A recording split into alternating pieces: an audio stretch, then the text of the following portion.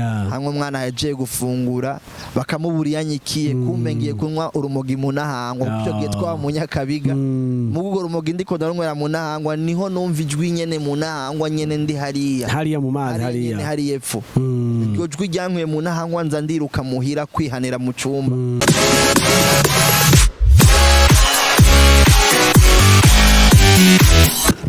Turabaramukije abakunzi ba Shalom TV muri ko muradukurikirana. Uno musoro turi kumwe n'umutumire umupapa ari hano imbere yacu katume kaze atwidondora imbere ko tuyaga kaze. Ego murakoze cyane Olivier n'abakunzi ba Shalom TV. Niteka ridasanzwe kwakirwa mu kiganiro iwanyu. Murakoze cyane kunyakira no kumpa ikaze. Urakoze cyane nibaza ko mwidondoro sinzi ko kwiye cyangwa udakwiye ko ariko batwumviriza ariko ikazo cya mbere tugitangura mbega Audrey muntu ki Audrey ni muntu ninde? Ni kibazo cyoroshye cyane. Nitwa Ruremeshangabo Alain Audrey. Ndubatse mfise umwana umwe dufise umwana umwe na madame. Ego abandi bari mu kuboneka vuba. Haleluya. Vuze ndumuntu ki ndumukristo ariko aja mu ijuru. Amina. Ivyo nibaza ko bikwiye. Ivyo nibaza ko bihagije. Urakoze cyane Audrey Ruremeshangabo. Mbega utubwira ibihe bikuru vyaranze ubuzima bwawe utaramenyana n'Imana utubwiye ko n'umusuru umukristo uri kuraja mu ijuru mugo nibaza ko sinzi ko ariko vyamye nka babandi ati je navutse nkijijwe navutse tuzeye na Kristo utubwira mu ncamake wavutse ko Kristo muzinanye n'ubuzima mwagiranye igihe kanaka utubwiye uducira ku mayange. Sinavutse nkijijwe kandi nibaza ko ata muntu avuka kijijwe na cyane hanyuma ibihe bikuru vyaranze ubuzima bwanje ntaramenya Imana. Igihe cambe nari nkiri umwana mutonya cyane niga muri primaire ntazi ivy'Imana ariko muhira twari dufise umukozi wo muhira yasenga cyane. Ico gihe niho nabonye Imana kuri we bitewe n'ikibazo nari nshikiwe hanyuma ndamubwira ngo ansengere asenze. Mbona Imana irakoze igitangaza muri cya kintu nariko ndasengera kandi ndi umwana mutonya. Umva ico gihe nico gihe cya mbere novuga yuko nabayeho mvuga nti bwa bundi sinarinze Imana. Ego igihe cya kabiri ni igihe maze kuja muri secondaire. Haho uhura n'abandi bana bavuye mu hinga itandukanye hanyuma mugahuzwa n'ishure ariko kandi mufise amaraso ashushe yo kugomba gukina agapira kuja mu picnic kuja mu biro bitandukanye mugabo muri abana. Ico nico gihe novuga ca kabiri mbayeho ntazi Imana mugabo ndayikekeranya nifuza kuyimenya muga ntayibona. Igihe cya gatatu rero novuga nti nigihe ho nari maze kuba ntanguye kunywa urumogi hamwe rero umuntu w'umwana yakuze atanguye rero kuja mu bintu bindi birenze ivyo yararimo vy'umupira birenze ivyo yararimo vyo gukunda umuziki ahubwo agiye mu rundi rugezo go kunywa urumogi go kwiyayura umutwe go kuba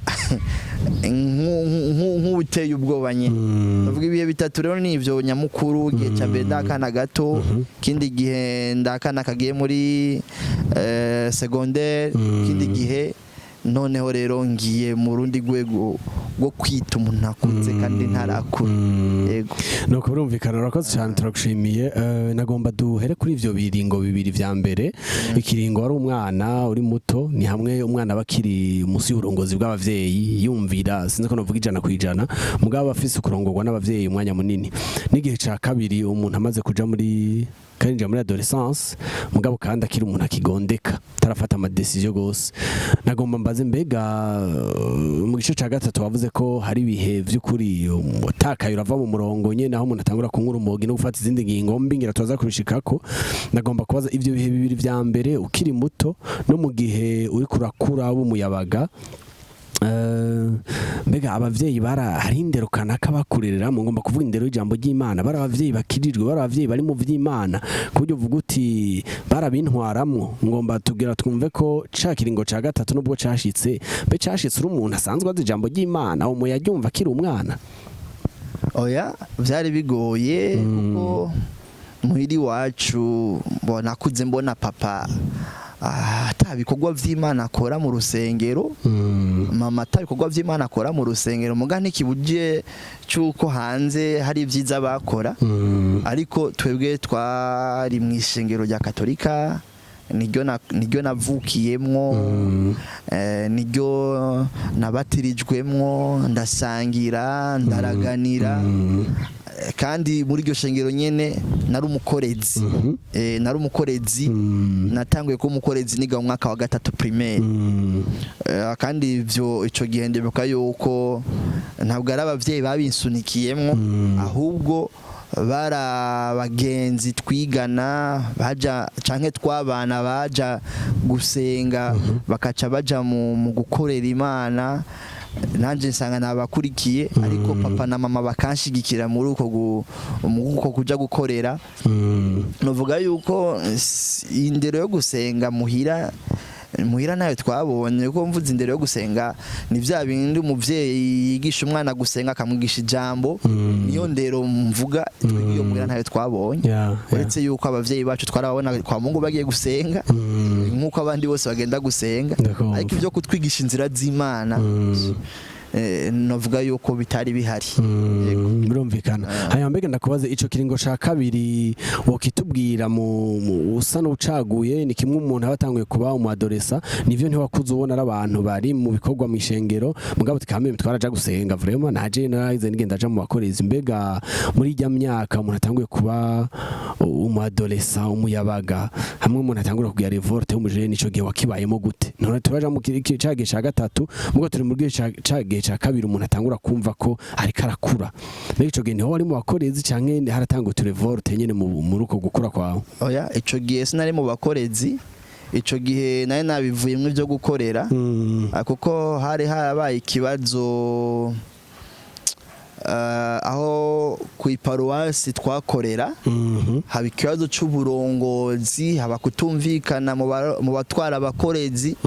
Ico gihe ndibuka yuko abana tukiri bato benshi byaradukomerekeje tubivamwo uko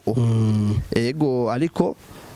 nagumye nja gusenga nkuko abandi bose baja gusenga, ariko novuga yuko ingene rero noba ninje muri ico gice kigira kabiri ni birebire, sinzi ko no kubwira uburyo nagiye muri ico gice kigira kabiri canke no kubwira uburyo nakibayemo. Ego uburyo wakibayemo ko niho umwana batanguye gukura no gusa no wiyumva ko afise inguvu. Igice ca gatatu umuntu agishikira afata ama decision mabi gose extreme, mu gice ca kabiri cagiye umwana batanguye kuyumva ko nyene yabaye umusore, ijwi ryahindutse, yazanye bikiriza. Mbega ico gihe muhira caroroshe umigendane yawe n'abavyeyi canke mu kubaho kwawe gusa kwa misi yose? Bo ico gihe ni cari coroshe kubera ko nagiye mu mwaka w'indwi nari nabivuze, ndakana gatonya, ariko kandi koba kiyumva ko gakuze gahura n'utundi twana dutonya natwo nyene twiyumva ko dukuze. Hanyuma twe twahurira kenshi muri football, tugahurira novuga muri filme, tugahurira mu bindi nyene by'ubwana nyene busanzwe. Ariko ikibazo nahuye naco nuko mu mwaka w'indwi kubera gukubagana naradubuye, hanyuma birangora, abandi twigana baransiga, aho niho natanguye gucikira intege. Noneho mu mwaka w'umunani naho nyene nongera ndadubura, aho nyene kandi nongera kandi ndacika intege. Noneho rero muhira abavyeyi batangura kumbuza ico numva ko ari uburenganzira bw'iwanje, numva ko uburenganzira bw'iwanje ari gukina agapira nkiryohera, hageze kuja muri picnic numva umengo bompa amahera nkuko abandi bavyeyi baha amahera abana babo. hama rero ngira ikibazo babavyeyi banje ntibabitahura ntibampa amahera nkuko ndabikeneye ntibanyemera ko nkera agapira nkuko ndabikeneye novuga ngo ico gihe niho nagize revolte yo kumva ko ibi bintu ndiko ndabamwo ntibikwiye kuguma kunyene ahubwo ndakwiye kwerekana ko nakuze kugira ngo nemererwe kwidegemvya nkuko abandi bose bidegemvya sinzi ko ndakwishuye neza. Yego nyishuye neza cyane, nibaza ko iyo nyifato niyiranga abajene batari bato batari bake iyo bageze muri ico gihe c'ubuyabaga, kandi kiba kiriko kibatwara muri ca gihe ca nyuma canke ca gihe ca gatatu aho umuntu nyene yenyuza agakora amakosa ku mugaragaro. Ndagomba kubaza ico gihe abavyeyi mwakibanyemo gute? Mbega abavyeyi bari bahari bose? Mwarashoboye gutusha ku mahonda amwe canke n'ibimwe umuvyeyi avuga ati ugira ugararize nk'umuntu agisaba umuvyeyi nk'umupapa aravuga ati tuge tuba abagabo babiri mu nzu nkaraba nabi ati nzogukubita nzokuboha, hariho n'abajana kubafunga. Ico gihe mwakibanyemo gute n'abavyeyi? Ntivyari vyoroshe kuko nari mfise papa wanje atihangana, uvyumve narakubitwa cane nakubitwa gose. Muranibaza ko mu bana ayi Bujumbura bakubiswe n'abavyeyi babo ku rugezo ruri hejuru, je noba ndimwo kuko ndavye uburyo papa yankubita yarambabaza gose, kandi we yibaza kumengo no biheba ivyo ndiko ndakora, ariko ndabwire yuko aho kubiheba nacitse umugararije. Nkuko wavuze ngo abagabo babiri mu nzu, nahise genda undi mugabo navuga nti urankubita muganda jayo ntumbuze uburenganzira bwanje, ariko akankubita kandi agasubira akankubita. Ivyo bihe rero novuga ngo twabibanyemwo nabi. Abavyeyi yego bose bari bahari, papa na mama, ariko novuga yuko tutabitebanyemwo na papa kuko novuga yuko noba nabibayemwo imyaka 4-5 papa ariho, kuko mu nyuma papa yavuye yitaba Imana. Novuga ngo mama rero niwe yansigaranye mu gihe kindi cyakurikiye kigera nko ku yindi myaka 3 canke 4 ego. Ariko muri ivyo bihe vyose nabanyemwo nabo bavyeyi nababwire yuko zari intambara z'uko bakeneye ko ndabiheba, nanje nkumva umengo ntibikunda ko ndabiheba. Ariko ikibazo cyari gihari nuko batantahura, ntibatahura yuko ivyo ninjiyemwo atari jewe, ntibatahura yuko nanje nkeneye ko bivamo, bo batahura ko ndabigira n'impaka. Ariko je nanje mu mutima wanje nari ndabizi ko ivyo nkora atari byo. Bigajya umwana wese agarariza yumva ko nyene ivyo akora yumva yo bivamwo mugakabura inguvu zo kubivamwo. Noneho umuvyeyi akamukubita umwana akavuga ati bwa bundi nzopfa, inkoni zizonyica, ifoko nanje rero ngangura. Muri uko kugangura rero agangura agomba kwereka umuvyeyi wiwe yuko kumukubita ataho bizoshika, agangura mugabo muri we afise ikintu kivuga kiti nubwo ngangura ndi mu makosa. Rero makosa kuyavamwo nico kiba kimugoye. Rero novuga ngo uburyo nabanye nabo bavyeyi byari bigoye kuko ntibanahura, nanjye sinabatahura cyane. Birumvikana urakoze cyane. Umva ati igice ca kabiri nakibonyemo n'abavyeyi umwanya mutoyi kuko umwe havuye yitaba Imana, kandi nico gihe twabanye ntivyigeze vyoroha. Mbega ikiringo ca gatatu kimwe umuntu yinjira muri bwa bugarariji, yakubiswe, yaboshwe, yabwiye ko azovunwa canke yarajwe hanze, mugabo ntaco vyatanze, ahubwo bimugize umubandi de plus davantage. Ico gihe ca gatatu hamwe umuntu yenyuza kamera nabi, coco cakugendeye gute? Ho tugira ku muriri. Ico gihe catanguranye n'igihe ndubura mu mwaka w'8 kuko narifuza ko ishure nadubuye ko ari ryo nosubira kwigako. Hanyuma abarongozi b'ishure baranyima ikibanza, mbwiye umuvyeyi papa ngo aje kunsabira ikibanza, nawe nyene aravyanka. Novuga ko ico gihe nico catumye nja muri ivyo bihe rero bikomeye, kuko ico gihe nimwa ikibanza kuri iryo shure, nico gihe nanyoye urumogi, nagize nka depression mu mutwe, sinumva ingene nshobora kubura ishuri kandi ishuri nararikinira umupira ama interscolaire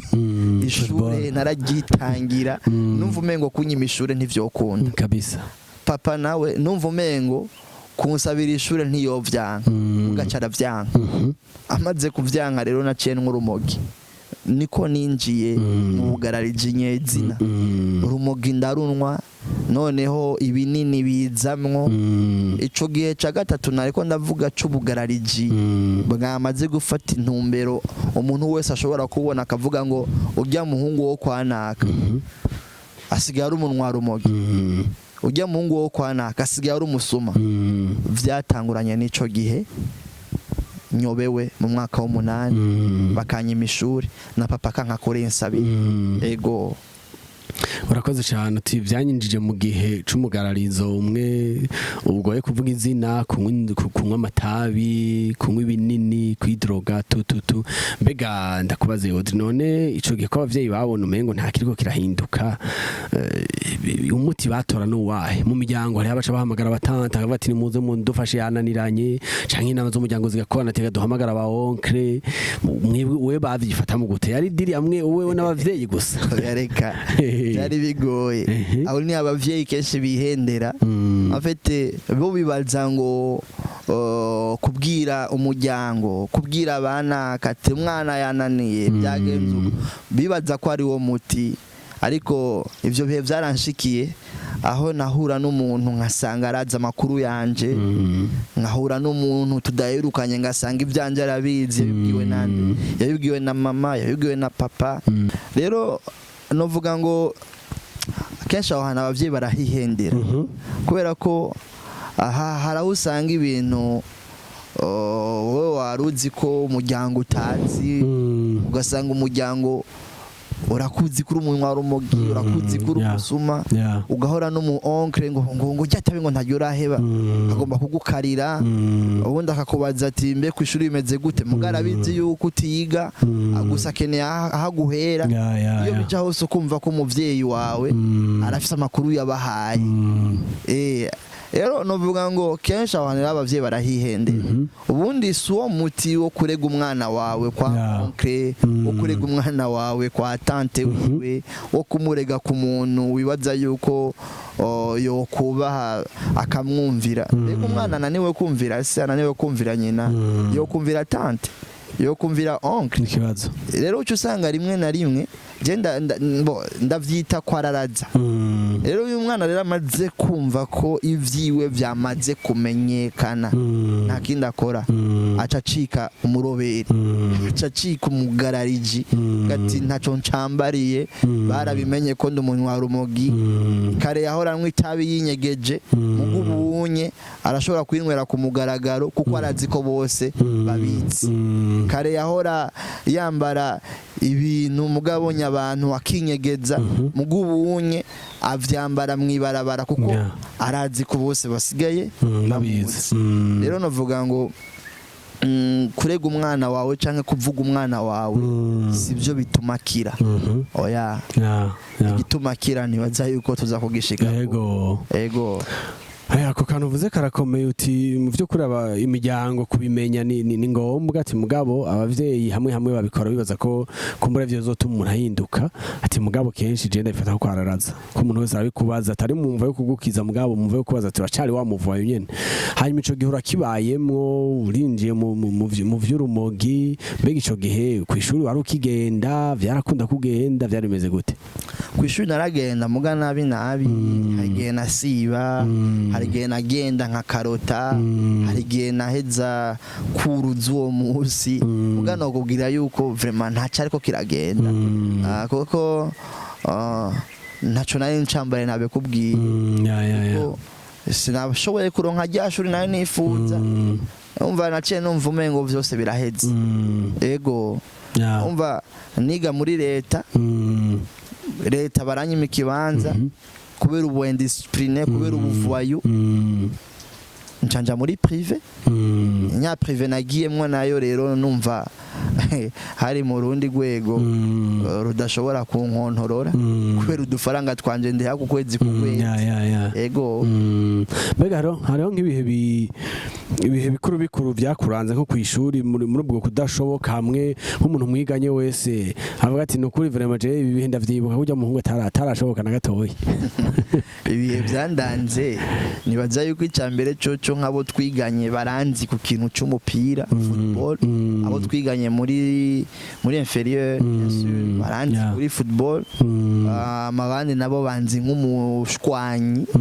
ubwo je naborewe naca shwana nkakubita abanyeshuri abo nshobora bien sûr abo ntashobora nabo wasanga nyine ndabihanga rero novuga ngo ku kintu mu bihe bikuru abo twiganye bonyibuka ko nibaza ko kenshi n'umupira n'ubwo rumogi n'iryo tabi n'ubwo busazi abo twiganye kuko muri inferieur ntabwo nari bwashobore kuba no bivamo ariko novuga ngo abo twiganye mu myaka ya nyuma nibo bashoboye kubona agakiza kanje urakoze cyane niho duce dushika umujene arakuze arageze mu myaka kanaka arabaye umuvayu arihaye itabi arihaye urumogi arihaye inzoga arabaye umushwanyi abavyeyi baragerageje ibishoboka byose hanyuma ntivyakunda nagomba kubaza Audrey mbega kumva abavyeyi bari bagerageje ngabo abarundi nibo bawuciye neza bati burya inkoni ishikira igufa ntishikira ingeso umuntu w'ikinani inkoni zitagonze umuntu w'ikinani imiryango itakoranye ngo igonde yavuye bikunda ko ahinduka gute ni Imana ubuntu bwayo kuko jewe ndavuga canke ndashinga intahe ko ari ubuntu bwayo kuko narifuza kenshi na papa kiriho narifuza yuko nohinduka kuko naribuka ubuzima bwanje bwa kera ntaranwa urumogi nkabukumbura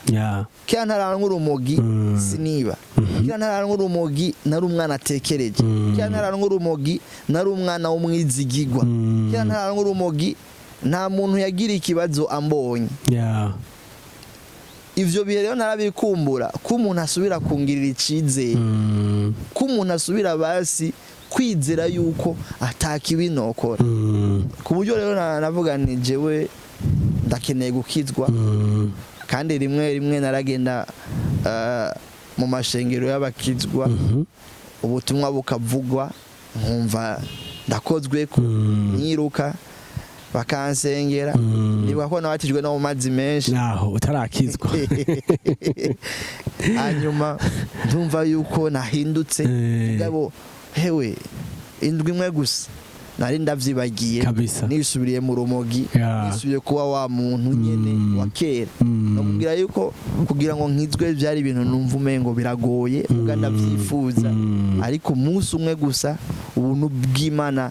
bwaranserutse kuko nari ahantu numva ko ndemerewe ndananiwe ubuzima buranse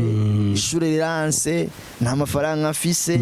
ejo mbega nzomeze gute ivya vyiyumviro vyejo bitanguye naca numva umutima wanje usabiye muri jewe noneho ndyamye nkumva umengo ngira mpfe ku buryo no kujabuka ikaburimbo vyari bigoye numva umengo imodoka irangonga nkatinya urwo rupfu kuko sinabona iyo nzoja inyuma y'urwo rupfu rero muri uko gusenga nsaba Imana ngo impe ubuzima nabicisha mu isengesho rivuga ngo Imana impe kumenya mu ishure Imana mpa kumenya mu ishure kuko numva ari wo mutwaro mfise menye mu ishure nanje nteriteka umuryango nanje nteriteka mama kuko niwe yarasigaye nanje ndi imfura kandi mpa kumenya mu ishure abo twiganye bontwenga n'umunyagisagara babonye ntahejeje numva umengo icombera ciza icompa icubahiro nuko amashure yanje no kwiga nkayaheza ariko Imana irambwira ngo imbere yo kumenya mu ishure banza umenye jewe uhoraho novuga rero ko iyo nzira yo kumenya uhoraho niyo yankweze cyane kugira ngo nshobore kuba nohinduka novuga ngo iyo nzira niyo narondeye nondera kuyikurikira mugabo sindayibona ngiye mu rusengero numva umupasitori avuga ubutumwa avuga ngo ivyo ndiko ndasengera ngo haraho bitarenga mu kibanza ndimwo ngo nta connection kirimwo numva ko umenga reka avuga jewe nyene ngira ishaka rero ryo kuja mu kibanza kirimwo connection kugira ngo Imana inyumve ca ndondera umukozi w'Imana ndamwaturira ivyaha vyanje aransengera kandi ivyo vyose nakora nari maze kubikora kenshi nakubwiye ko nari maze kwihana akarenga rimwe akarenga kabiri no kubatizwa mu mazi menshi no kubatizwa amazi menshi cette fois sinongeye kandi kurondera umukozi w'Imana nature bya bindi nyene mpora natura ariko ubu nta mikino irimwo harimo gushaka harimo ishaka ryinshi ego narava kunwa urumogi nkagaruka nkabwira Imana rega ndacakeneye guhinduka n'amarira menshi ubusi mbwira umukozi w'Imana ndamugana je no kuri ndarusha aransengera ngico gutangaza yaje kunsengera après umunsi umwe ndarunwa ninyegeje urumogi itabi ndarinwa ninyegeje ariko nkaguma numva ijwi rinyagiriza ko ndumunyavyaha ariko nanje ryajwi nyene nkaca ngenda mu cyumba nkaca mvuga ni Imana wowe waravuze ngo nakiriye Kristo abo umwami waravuze ngo nakiriye Kristo abo mukiza none ko je ntakira ko jewe uwo Kristo atanganza ndiko ndarira muri uko gusenga ndira niho ubuntu bw'Imana bwaserutse numva ijwi rimbwira ngo mwana wanje ndaguhinduye haleluya novuga rero ko nico gihe naciye nkizwa no gushika uyu munsi ego urakoze cyane Yesu ni mwiza amen ni kuvuga ngo ibitakunda ibintu maze kugerageza inshuro nyinshi rimwe kabiri gatatu kane byanka umunsi umwe birakunda yego birafata umurongo zarafashe umurongo mbega byibuka ko hari amasaha ya après-midi 14h 15h hamwe umwana yagiye gufungura bakamuburiya nyikiye kumbe ngiye kunywa urumogi mu nahangwa cyo gihe twa mu Nyakabiga mu gugo urumogi ndiko ndarunywera mu nahangwa niho numva ijwi nyene mu nahangwa nyene ndi hariya mu mazi hari epfo iryo jwi ryankwiye mu nahangwa nza ndiruka muhira kwihanira mu cyumba niho nasengeye Imana yibwira ntibishoboka ko abandi byakunze je habuziki none ko je nakiriye Kristo nabikubwiye nariko ndarira numva umengo hari ahantu Imana ibinda yifashe twoheza ariko kwari ukwizera ko Kristo naramwakiriye ifo kwaganza kuko n'umwana Kristo naramwakiriye ifo kwankiza ino nyota kuko n'umukiza ego naho nyene rero vyaciye muri iyo nzira numva mfise ishaka ryinshi nubwo buntu bw'Imana bwanshitse Imana habwe icubahiro nubwo buntu bw'Imana koko kandi ukaba nkako Bibiliya nko bivuga gakiza n'ubuntu ego mugabo jewe nako ndiyumvira mbega izo ncuro zose wagerageza ukanabatizwa mu mazi muhira barabimenya warababwira uti nakijijwe mbega nyamba barabimenya hanyuma inyuma y'indwi bigasura kwangu gasura mu kajagari vyagenda bagufata gute uretse muhira gusa mu bagenzi banje je nari umuntu namanyishaka kuva kera ico nkunze naragikunda jewe uretse muhira gusa n'abagenzi banje narababwira ko nakijijwe kavyivugira ego mu kibano nkabwira ni je nakijijwe none ivyo urinze uvuga kwibarabara ego muhira naho muhira hoho byaca bihinduka kuko apare ko nari umuntu warumogi je nari umwana akunda ibikorwa muhira narakunda gukoropa narakunda isuku musiga itanda nkakubura iyo umukozi adashika nari umwana w'ibikorwa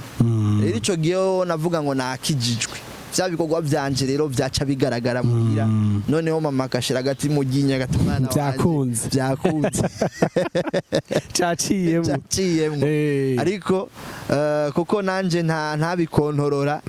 ntashobora kubifata kw'ingingo nisanga nasubiye muri vya bindi noneho nkaca mbumusazi arushirije urakoze cyane mbega Gaudiri bimaze kuba rimwe bikaba kabiri ubwo ntihageze igihe nk'irya gatatu bibaye muhira abavyeyi bavuga ati umuhungu n'umuescro ntawo munyizera nawe yovuga ko yakijijwe umva wayivuze ubwa mbere wayivuze mu bagenzi bawe ejo muhuriye mu itabi niki eski igihe ho bikunda baravyizeye canke baraguhaye iminsi kumwe duhora twumva